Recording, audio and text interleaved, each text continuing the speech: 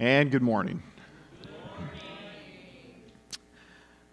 Last week we began our series on the Advent season and the significance and meaning of the idea of Advent. It's not a word we use a lot except for about one time a year when it comes up and suddenly we all speak Latin and want to talk about Advent.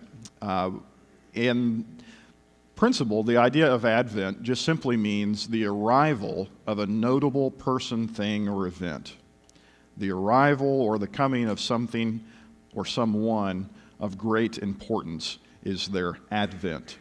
And in the Christian faith, we have traditionally learned to connect the ideas of the first arrival of Christ, of God, with the second arrival of Christ and God, because we believe that there's something to be learned from the first and applied to the second. Today we're going to continue that thought. I was reading actually a little bit today and just stumbled over this verse that makes the same connection. It's not in my slides, but Hebrews chapter 9, verses, 26 and following. But as it is, he has appeared once for all at the end of the ages to put away sin by the sacrifice of himself. And just as it is appointed for man once to die, and after that comes judgment, so Christ, having been offered once to bear the sins of many, will appear a second time, not to deal with sin, but to save those who are eagerly waiting for him. So you hear that in its the totality. Christ appeared once, the first time, with the mission that led him to the cross to deal with sin. And Christ, now we wait a second time for him to arrive, eagerly waiting for him and his salvation. So there's a connection between the bookends of the story of this age that we live in, of the first arrival of Christ, the arrival of God, and the second. By way of review, last week we read a little bit from Isaiah 64, 1 and 2, where in ancient days Israel talked about its longing for the arrival of God. Oh, that you would rend the heavens and come down, that the mountains might quake at your presence, to make your name known to your adversaries, and that the nations might tremble at your presence. God's people wanted God to visit. That was their desire. But they also weren't sure they were ready for it. In so many of the passages, I just selected that one because it's appropriate, but in so many passages in the Old Testament where it talks about the arrival of God, the advent of God, the coming of God, there is an eagerness for it, but also a little bit of hesitation, a little bit of reluctance. The idea that we want him to come, but we're not quite convinced we would like all that entails. Because God is big and real and glorious and heavy and powerful, and his arrival is going to signal not just salvation, but also judgment. And so there was this concern.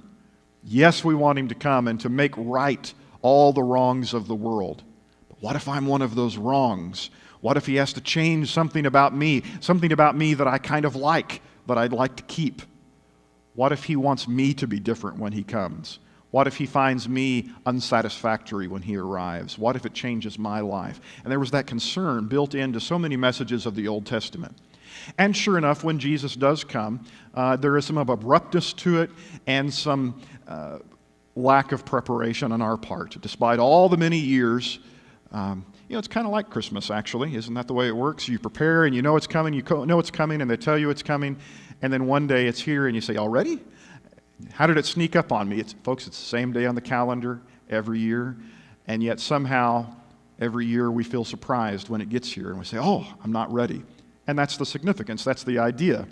In Mark's gospel, it emphasizes the abruptness of the arrival of God.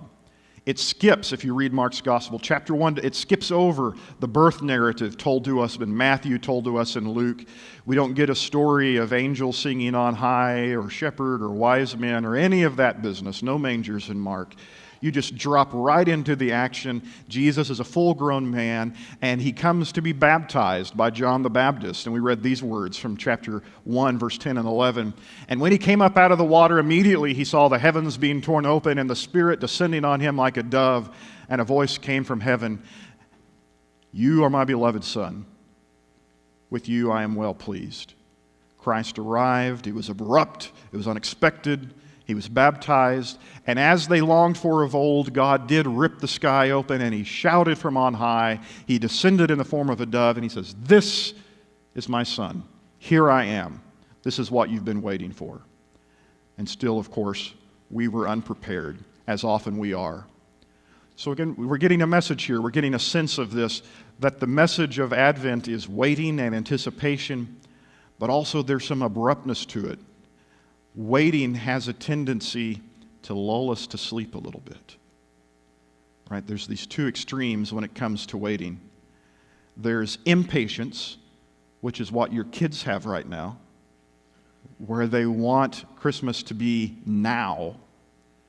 And then there's kind of falling asleep at the task, which is what all the parents have right now, where we say we still have time. Still time, still time. And then you see that sign in Walmart or something that says 15 days till Christmas, and you say, that can't be right.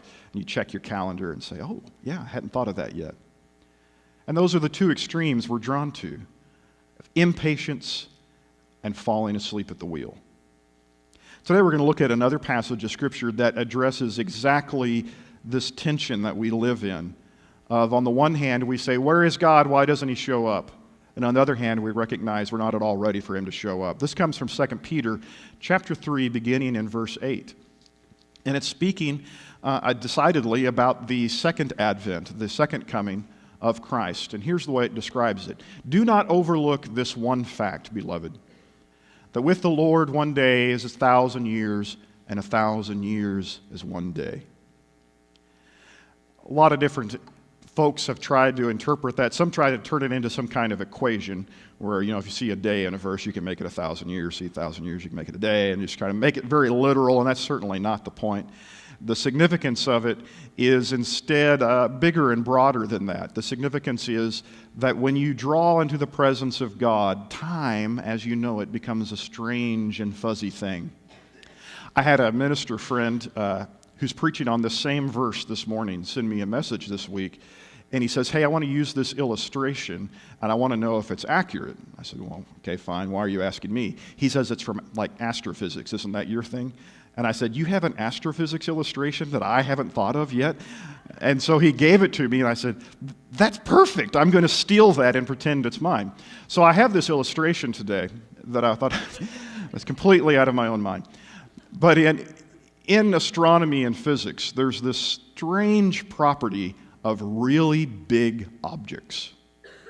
The larger and more massive something is, the more gravity and the more mass, it shapes and distorts space and time around it. This is the theory of general relativity. If you feel confused, you can think Albert Einstein. It's all his fault. Boil it down. We won't get into any equations today, I promise. But the sense of it is, the closer you are to a more massive and dense object, it changes the way you perceive and experience time. And my preacher friend said, have you thought about the fact that that's what this passage is trying to tell us? That when you draw closer in to God's orbit, everything you know about the passage of time becomes different, becomes distorted. Ronnie told me a story this morning about how confused he was in his senior physics class, so I'm going to say you don't have to worry about this part. But for the rest of you, the idea is that God is the ultimate reality. And the further you are from him, time becomes this almost mundane and pointless thing. The further you are from him, we fill each and every day, day after day after day, with these trivialities out here on the fringes that distract us from the sun that we orbit. But there at the center, the closer we get to him, time becomes peculiar indeed. And when you draw near to God, you listen to him talk about time. And he talks about it. He just talks about it strangely. He'll talk about the passage I read a moment ago from Hebrews chapter 10, said, Christ came once in the end of the ages. What's that mean? You're telling me 2,000 years ago, God says, and it was once in the end of the ages. Are we still ending? It's strange. He'll use expressions like last days, but he might mean it to go on and on. It's hard to know what he means. Sometimes you'll read a prophecy in the Old Testament, and it will sound like something that you're supposed to expect to happen tomorrow. And centuries will pass, and you're not sure if it's happened yet. As you draw into the orbit of God, into the nearness of God, and you start to look at Him and Him alone, the passage of time just becomes strange. And that seems to be the sensation that Peter is hinting at when he says, well, don't overlook this fact. The closer you get to God, the stranger it gets. A day is 1,000 years, 1,000 years is a day. It's not just that he speaks of it differently, it's that the experience of it is different. That when it's all said and done, if you were that close to God, you would look at the time from the moment Jesus arrives to the moment He comes back, and you'd say, that was a nice day we had there. That it would be as if one little moment in time compared to the grand eternity of God. And so right up front, when we talk about the arrival of God, we're warned about our human impatience. Because we, as I said, are living out here on the fringes, focused on little piddly things that don't matter. And for us, time just creeps by. Went to Branson for a couple days. Whirlwind trip this weekend. Left on a Thursday night. Got back last night at 2 a.m. So if I start speaking in tongues, it's not actually a spiritual gift. It's because I'm exhausted. And when you make that trip to Branson, you have your plan and you have your itinerary. And about 5 minutes into that itinerary, Calvin's going to say, are we there yet? And when do we eat? We went to the Sight and Sound deal Saturday afternoon actually, and saw the story of Esther, which by the way was fantastic. And before we left, we look at Calvin, because we've been through this now a couple of times on this trip, and we look at Calvin and we say, do you need to use the facilities? Do you need to use the restroom before we go? He says, no. I said, well, you're going to anyway. And so I take him in, and he does the thing little boys do, and took care of that. I said, you're all good. He said, yep, you're all finished. Yep, everything's good. Yep, ready to go. We're going straight home. Yep. We were in the car 5 minutes. I really need to go to the bathroom. Okay? The way kids experience time and the way you experience time, very different. Because what they're focused on is very different, right? What they're focused on is very different. And that's the point, I think, being made here. We say, why isn't God doing the thing that He said He would do? He fully intends to do the thing that He do. He may already be doing it. But the way we experience it and the time that passes is so different compared to Him. The Lord is not slow, the next verse says. The Lord is not slow to fulfill His promise, as some count slowness, but is patient towards you, not wishing that any should perish, but that all should reach repentance. Not slow as some count slowness. That's a funny way of saying it. Why not just say, God's not slow? That's not what He said. Not slow as some count slowness. What does slow sometimes mean?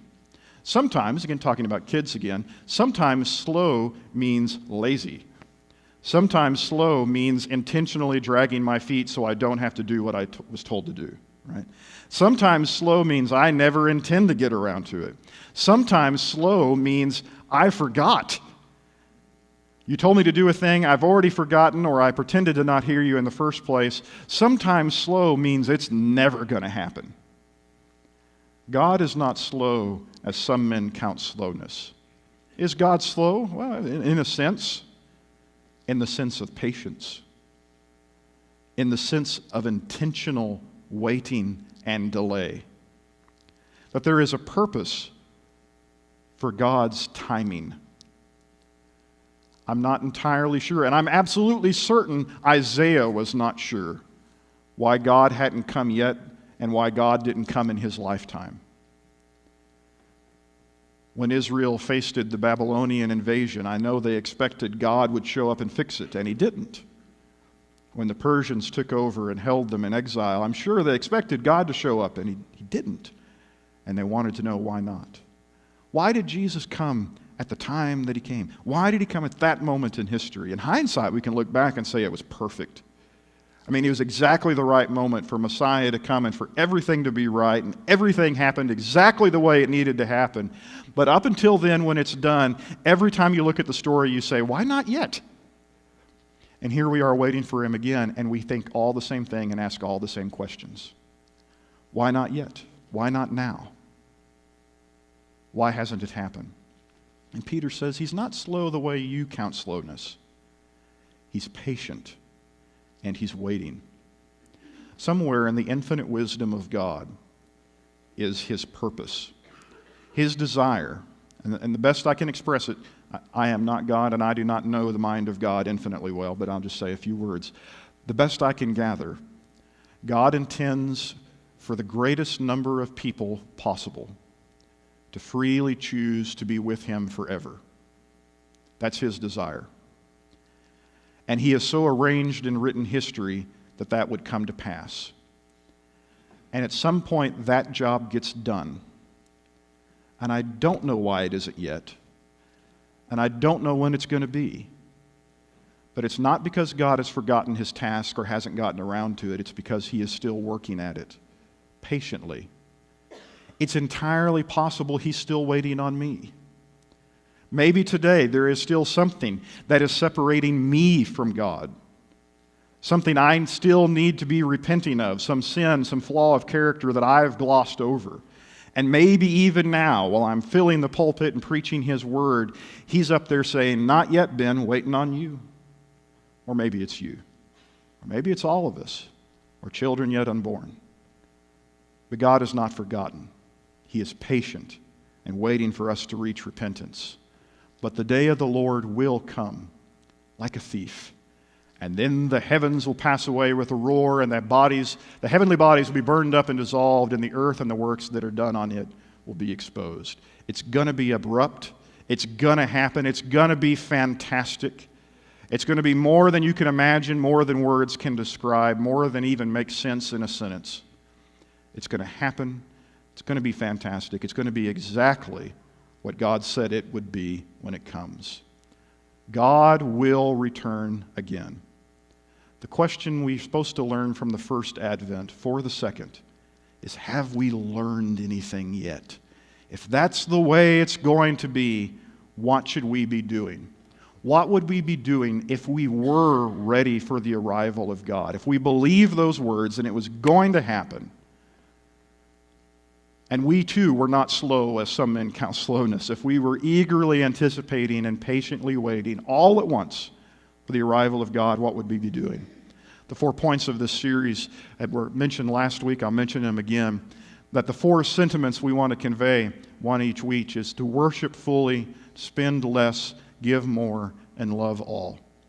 As you might guess, this is the second week, and I want to talk a little bit about spending less.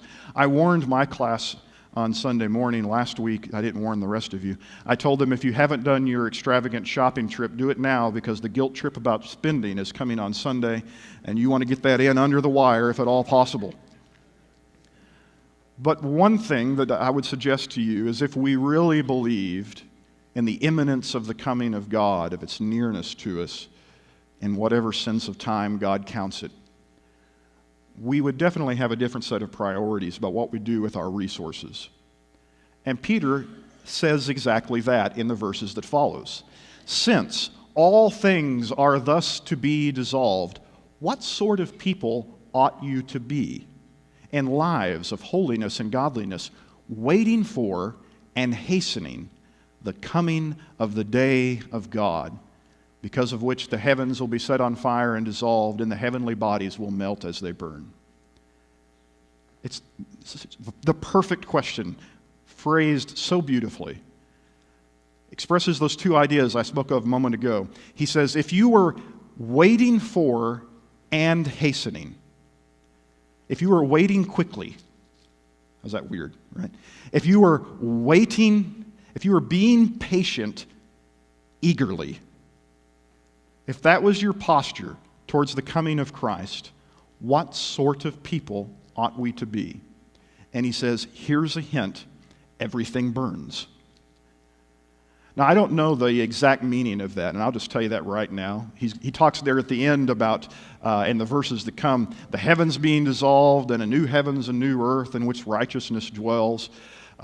Christians for 2,000 years have debated the exact details of what is that supposed to mean. Does that mean everything we have ever known burns up in a puff of smoke and something new is what's created? Or is it a refining fire that takes what we have known, burns away the chaff, and turns what we know into something new and beautiful? And great thinkers on both sides of that have hashed it out for the years.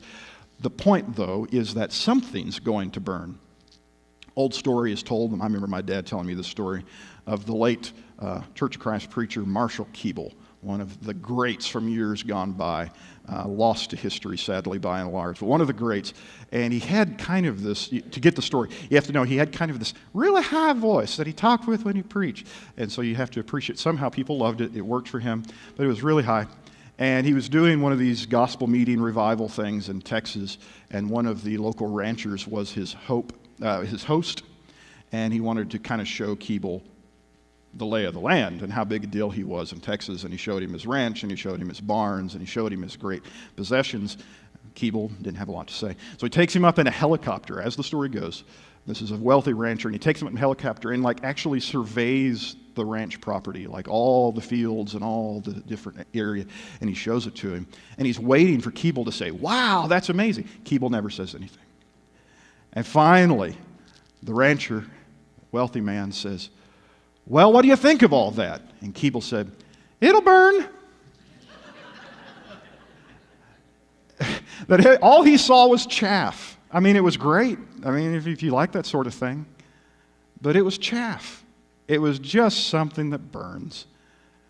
And that's kind of the point, 2 Peter. Whatever you think that he's getting at here and what we call eschatology of how it all works out at the end, there's a lot of things we think are important that aren't.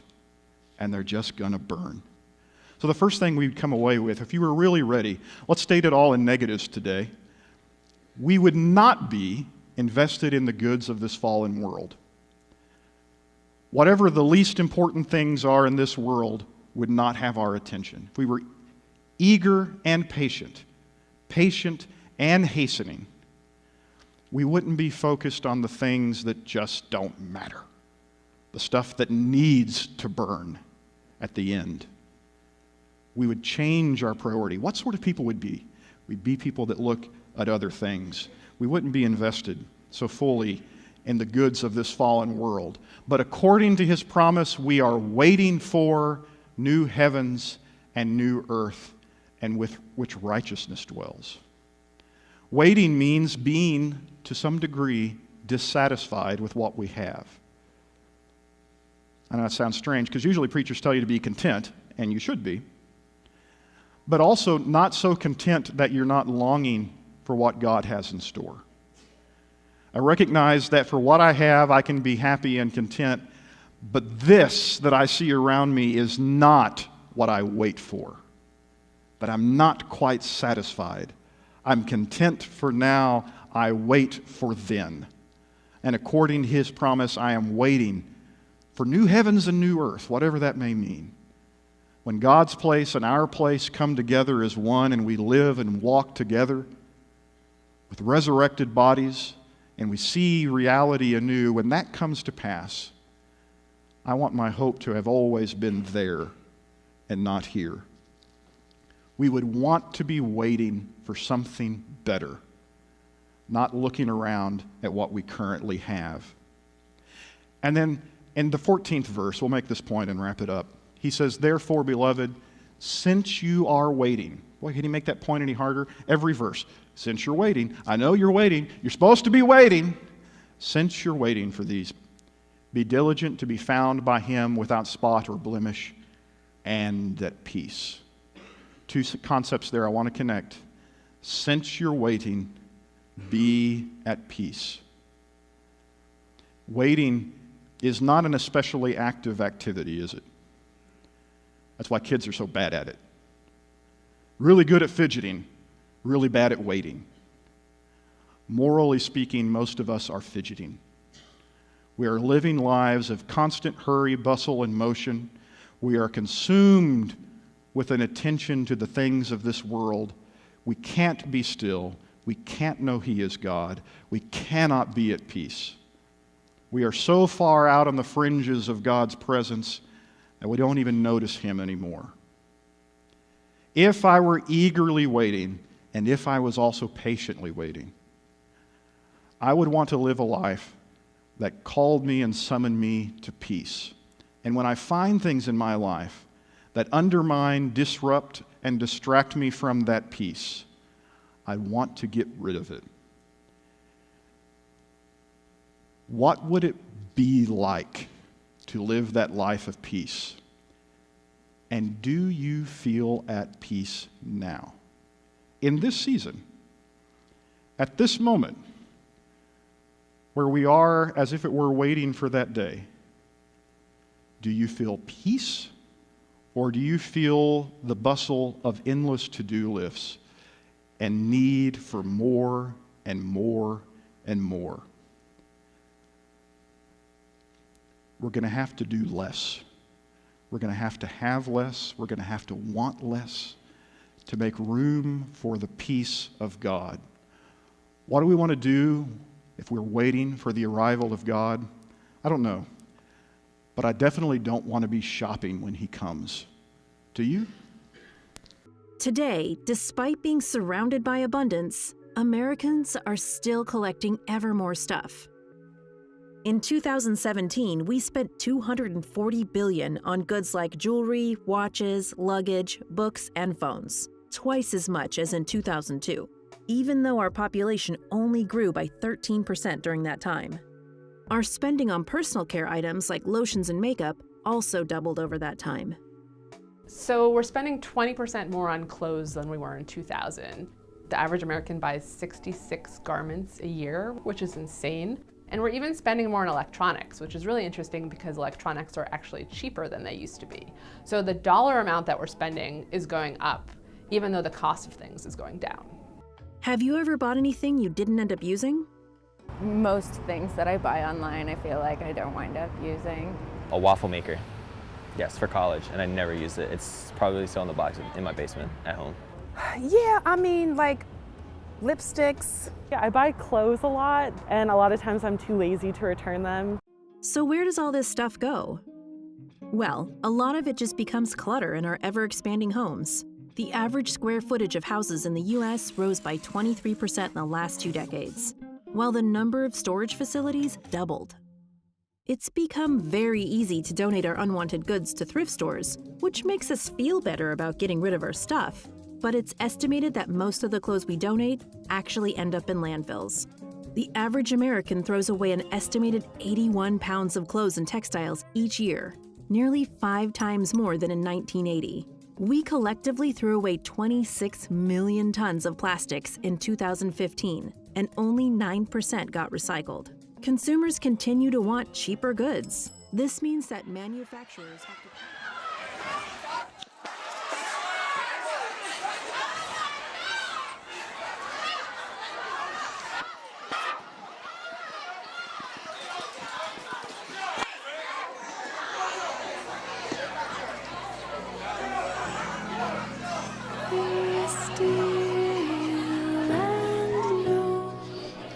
That I am God. Be still and know that I am God.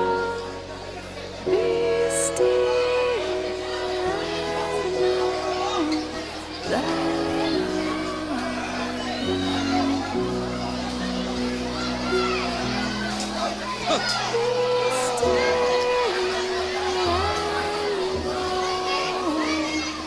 That